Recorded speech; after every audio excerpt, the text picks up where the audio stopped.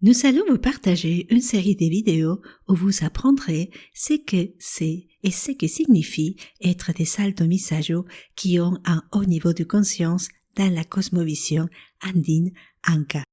Nous vous parlerons de leur histoire, de leurs messages et de certaines de leurs expériences.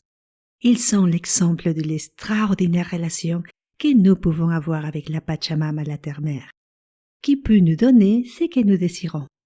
Avant d'aller plus loin, si tu t'intéresses à la culture Anka et les bienfaits que celle-ci peut avoir dans ta vie, nous t'invitons à liker notre page Facebook et Instagram Kaikuyika. Nous vous partageons aussi la première partie de l'extraordinaire vie de l'altomisajo Mariano Turpo. Tout d'abord, nous vous expliquons ce que c'est un altomisajo.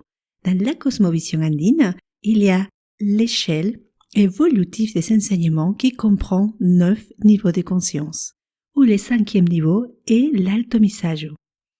Un altomisajo est un prêtre andin qui commence sa préparation de l'enfance. Il est initié par la nature, les montagnes, les lacs, ce sont ces forces qui les choisissent, en manifestant sur lui un signe particulier comme le fait de survivre à la foudre par exemple. Cela dépend aussi de sa lignée familiale. Il devient détenteur d'une énergie puissante et peut communiquer avec la nature et le cosmos.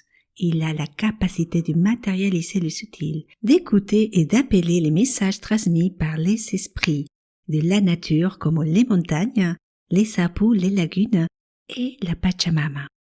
Les altomisajos remplissent différentes fonctions comme femmes ou hommes médecins. Leaders au sein de leur communauté, médiateurs, ils font les liens et harmonisent les relations entre les humains et la nature.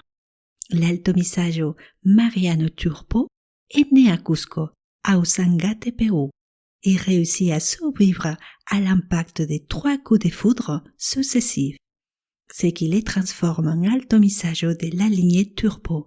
Dans la lignée Turpo, pour être altomisajo, il faut avoir survécu à 3 coups de foudre. Et dans la communauté Kero, il faut avoir survécu à 1 coup de foudre. Il commence son chemin initiatique de son enfance. Son petit-fils Rufino Turpo nous a raconté une partie de sa vie. À 15 ans, il s'est formé dans une école du soir. Cette école fonctionnait secrètement parce que les propriétaires fonciers ne voulaient pas que les enfants des agriculteurs étudient. Les professeurs y participaient aussi secrètement et tous se réunissaient les soirs après leur journée de travail. Son chemin initiatique débuta dès son enfance.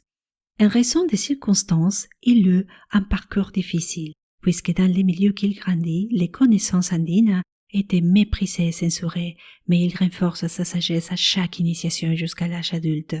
Nous poursuivrons dans la vidéo suivante en vous expliquant comment se déroule la suite de son chemin comme altomisajo et comment il est devenu la figure principale de la réforme agraire des années 60 et 70, en étant le principal représentant des connaissances énergétiques Anka et du tourisme mystique au Pérou.